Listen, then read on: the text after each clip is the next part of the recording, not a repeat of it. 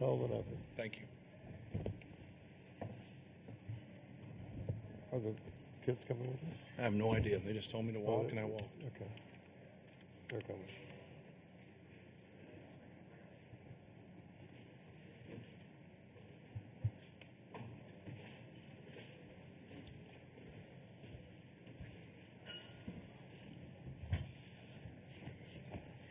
All right, we have been joined by Purdue, and Coach will ask you to make an opening statement, and then we'll go to questions for anybody up here on the dais. So, Coach?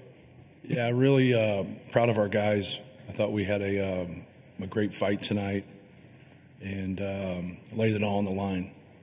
And I think that's the only thing you can ask, of your team, to go out there and give everything that they had. And I thought our guys did a great job. Houston was one play better than us. And I thought it was one of those games that, both teams deserved to win. Both teams competed hard and played. Just a good college basketball game. It's unfortunate. Obviously, we didn't win the basketball game, but, congratulations to Houston. They're a great team. Everybody knows how this tournament goes, but I think they have enough pieces to win it all. Obviously, they're a number one seed.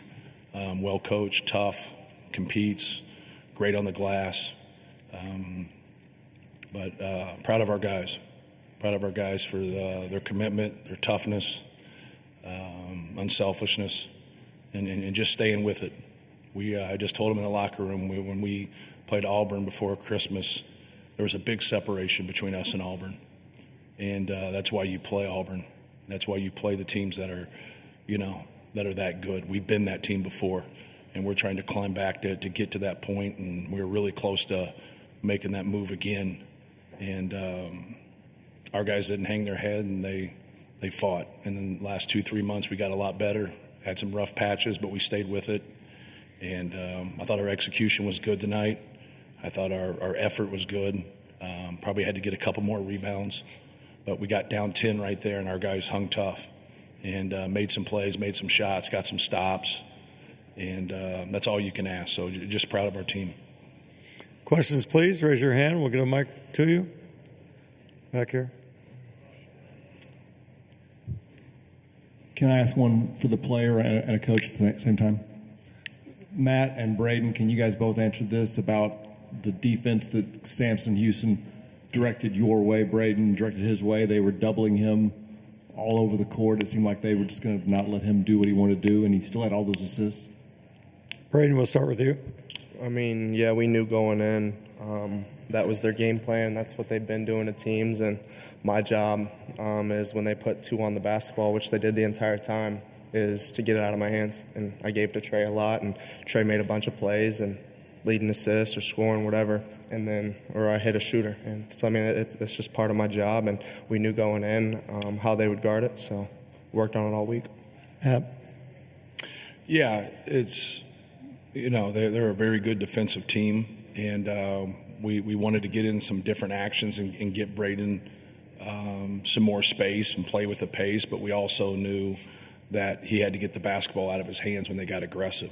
So we were trying to get them behind, but we knew that very rarely was he going to come off anything and be able to shoot because of how they defend. And I thought he did a good job of passing it behind, finding Trey in the short roll.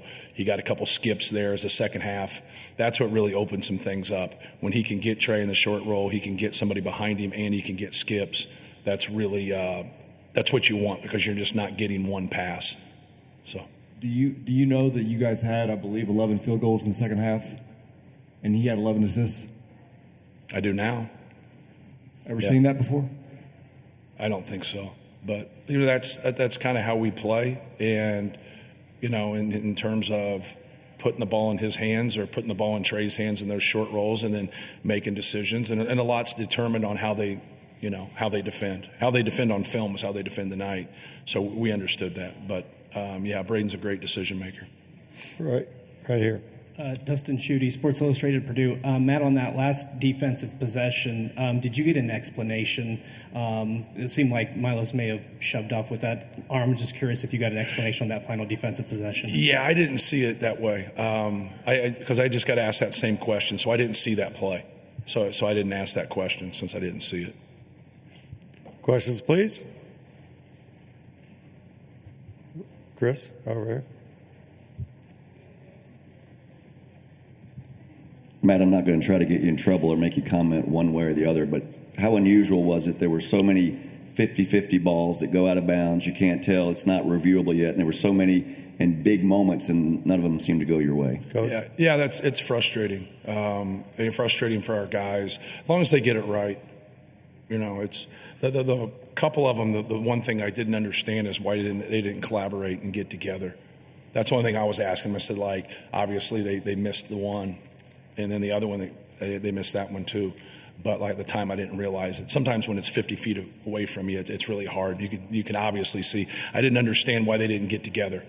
They can't go and review that, but they can get together and kind of talk it through and help each other. There's 3 people out there, so that was my only complaint.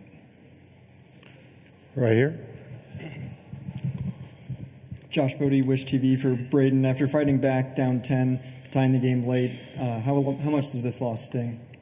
Braden. I mean, yeah, it sucks because you want to win every single game that we play, and obviously going down 10, a lot of teams kind of give up, and they're like, oh, well, that's game. So I thought we fought really hard, and we dug down deep defensively to get those stops to come back, and we did everything we could, and we just had a little miscommunication at the end, and they converted on it. So, I mean, props to them.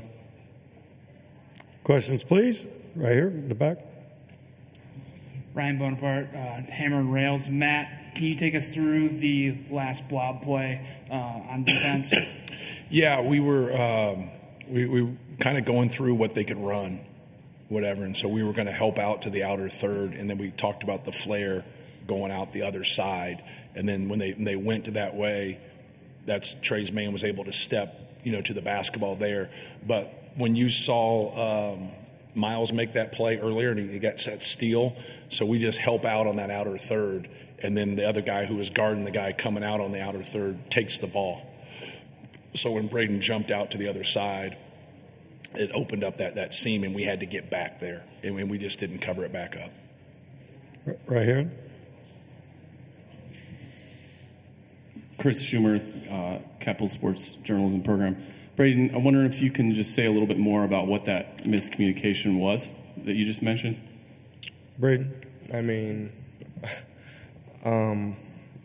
we knew that they were going to come off a back screen and Cryer was going to get that shot in the corner. We've seen it in film and stuff. So I was just trying to take that away. And as we did that, CJ or whoever it was, we switch it and kind of he takes it and goes back to the ball, kind of like what Coach just explained with Miles where he got the steal. And I don't know. I mean, I could have stayed. I mean, there's a lot of different things that could have went into it. I just didn't want Cryer coming off and hitting that shot. Back here. Greg. Hey, for Trey and for Fletcher both, could you guys dealt with the defense differently? Trey in the post, obviously Fletcher on the perimeter, but just how physical was what you guys had to play through tonight? Trey. I mean, they're a super physical team.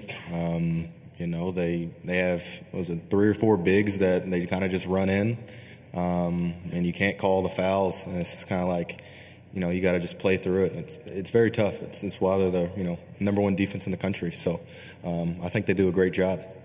Fletcher. They were just pretty physical throughout. Played good basketball. Questions, please. Right here. This one's for Matt from Greg Braggs from Boilers in the Stands. Matt, at the end of the season, obviously you guys lose 6 and 9 before you get into tournament play. I know there was a mention of, I know you mentioned like some composure, team having to keep their composure. What did you think of the way the tournament went and how these guys were able to kind of collect themselves and play the way they did here these last 3 games? Yeah, I thought they were great. I thought their effort was great. I think sometimes when you don't shoot as well, you can't control that, right? You can only control like trying to get quality shots, and we have a lot of guys that can really shoot the basketball.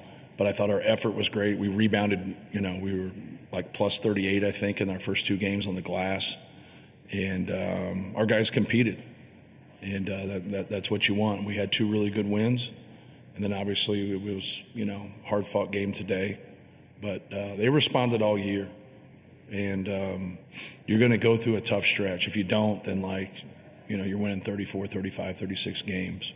Like everybody goes through tough stretches, but our guys stayed with it and they kept competing and they kept playing. But I thought we played really well and competed. Like they emptied their tank in these games, and that's what you want to grow into. You would like to see that as a coach the whole season. And playing at that level. That's just not the way seasons unfold. You got to keep getting better. You got to keep improving. And like I said, I thought a good turning point for us was, Texas A&M and Auburn. Like at that point right there, like a lot of people thought we overscheduled, but it's like you got to have a taste of it if you're not quite there. And we weren't quite there at that time. And you kind of see the improvements through the year, and just feel for our guys, because like I said, like they played well enough to win today. Time for a couple more. All right, seeing none. Thank you, Coach. Thank you, guys. Thank you.